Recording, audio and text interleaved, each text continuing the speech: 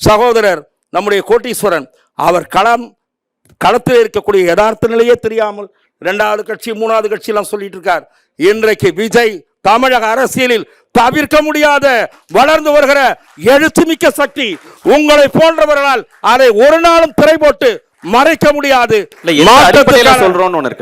என்னது எந்த அடிப்படையில சொல்றீங்க? எந்த அடிப்படையில் என்றால் 200 ரூபாய் 300 ரூபாய் இல்லாமல் திமுக அதிமுக தலைவர்களுக்கு கூட்டம் வருவதில்லை.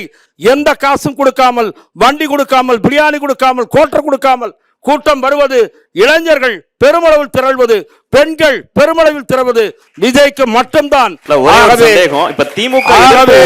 யார் இரண்டாவது இடம், யார் இரண்டாவது? திமுக வாக்கு வங்கியிலும் சேதாரம் ஏற்படும், அந்த கூட்டணி கட்சிகளின் வாக்கு வங்கியிலும் சேதாரம் ஏற்படும், அண்ணா திமுகவும் வாக்கு வங்கியிலும் சேதாரம் ஏற்படும். எவ்வளவு வாங்க போகிறார், எந்த இடம் என்பதை மக்கள் தீர்மானிக்க போகிறார்கள். ஆகவே நாம் பேசி அந்த கருத்து மாறிவிடாது.